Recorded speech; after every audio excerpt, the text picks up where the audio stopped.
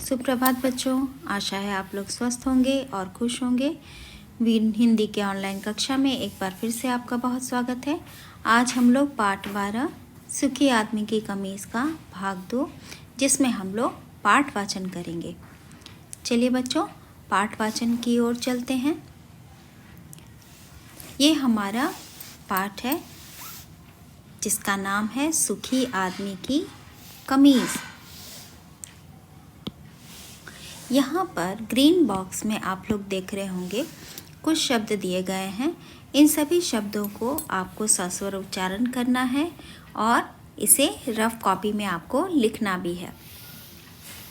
शब्द है स्वस्थ, वैद्य, पूर्णतया, आदेश, युक्ति, संतुष्ट, डॉक्टर, निर्धनता, राज्य, पत्नी, मर्ज, अभिवादन, बुद्धिमान और अभिभूत।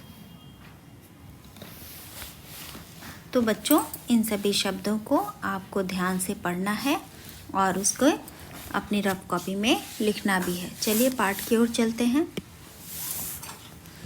एक बार एक राजा था। उसके पास सब कुछ तो था, लेकिन वह सुखी नहीं था।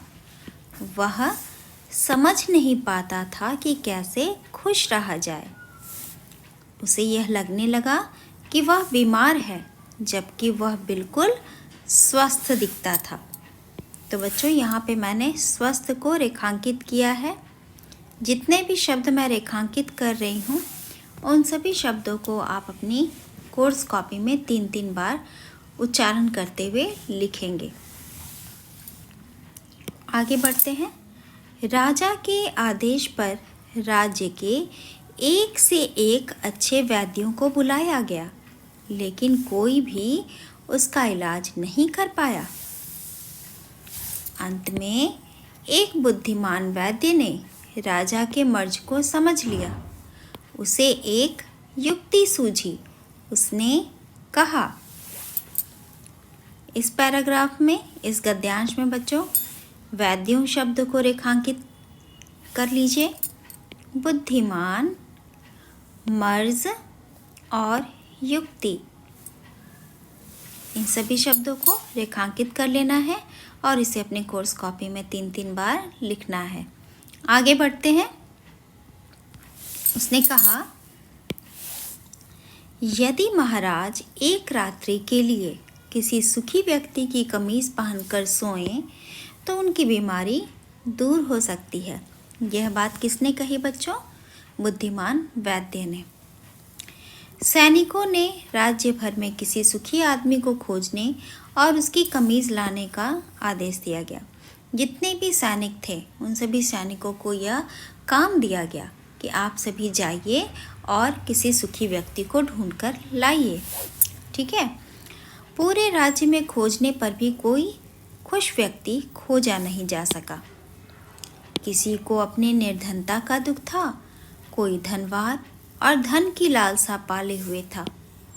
किसी को दुख था कि उसकी पत्नी का निधन हो गया, तो किसी को शिकायत थी कि उसकी पत्नी जीवित क्यों है। किसी को संतान न होने का दुख था, तो कोई संतान से दुखी था। वस्तुतः सब जन दुखी थे। कहते भी थे, नानक दुखिया सब संसार। तो इस तरह से बच्चों, हर व्यक्ति किसी न किसी तरह से दुखी ही था। इस गद्यांश में हम लोग रात्रि, व्यक्ति, निर्धनता, शिकायत और वस्तुतः, इन शब्दों को रेखांकित करेंगे।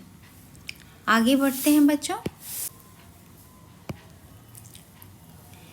तभी सैनिकों को गांव के द्वार पर एक भिखारी मदमस्त लेता हुआ दिखाई पड़ा, जो अपनी मस्ती में सीटी बजा बजा कर हंस हंस कर गाना गाता हुआ लोटपोट हुआ जाता था। वह अधिक प्रसन्नचित्त जान पड़ता था। सैनिक उसके पास रुके और उसका अभिवादन करते हुए कहा, ईश्वर आपका भला करे, आप काफी प्रसन्न दिखाई देते हैं। उस व्यक्ति ने कहा, हाँ, मैं खुश हूँ, मुझे किसी बात का कोई दुख नहीं है। सैनिक उसे पाकर अभिभूत हो गए। उन्होंने उसे कहा कि यदि वह एक रात के लिए अपनी कमीज उधार दे दे तो वे उसे 100 स्वर्ण मुद्राएं दे देंगे। यह सुनकर वह जोर जोर से हंसते हंसते लोटपोट हो गया। फिर किसी तरह अपनी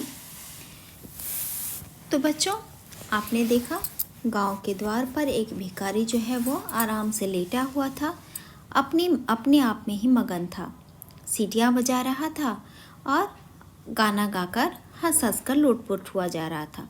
सैनिकों ने जब उससे बात की तो उसने कहा कि हाँ भाई, मुझे तो कोई दुख नहीं है, मैं तो सबसे ज़्यादा सुखी हूँ। और सैनिक भी जिस व्यक्ति को काफ़ी समय से ढूंढ रहे थे, वैसे व्यक्ति को पाकर के वे लोग भी हर्षित हो गए। तो बच्चों, इस गद्यांश में आप लोगों को मदमस्त, प्रसन्नचित्त, प्रसन्न, अभिभूत, स्वर्ण मुद्राएं, ये सारे शब्द मिलेंगे। इन शब्दों को आपको अपनी कॉपी में लिखना है। आगे बढ़ते हैं। हंसी रोकते हुए बोला, मैं अवश्य ही अपनी कमीज दे देता, पर देखिए तो मेरे तन पर तो कोई वस्त्र ही नहीं है। राजा को हर दिन का समाचार दिया जाता था, जिससे वह यह जान सके कि दुनिया में कितने दुख व्याप्त हैं। अब सैनिकों ने यह समाचार दिया कि उन्हें एक व्यक्ति मिला जो पूर्णतया प्रसन्न व संतुष्ट है, लेकिन उसके पास तन ढकने तक को वस्त्र नहीं है। अब राजा जीवन के गूढ़ तथ्य को समझ गया। वह अपने व्यर्थ के भ्रम को छोड़कर जनता की भलाई में लग गया। अब राजा व प्रजा दोनों सुखी थे। इस गद्यांश में बच्चों शब्द वस्त्र, पूर्णतया, संतुष्ट, व्यर्थ, ये सभी शब्द हैं। बच्चों, इस पूरी की पूरी कहानी में आप लोगों को जितने भी शब्द रेखांकित करवाए गए हैं, आपको उन सभी शब्दों को अपनी कोर्स कॉपी में 3-3 बार सस्वर उच्चारण करते हुए लिखना है। मिलते हैं हम लोग नेक्स्ट वीडियो में। नेक्स्ट वीडियो में हम लोग लिंग, वचन, विलोम, पर्यायवाची तथा वाक्य निर्माण के बारे में जानेंगे। तब तक आप लोग अपने सभी लिखित कार्यों को पूरा करें। स्वस्थ रहिए और खुश रहिए।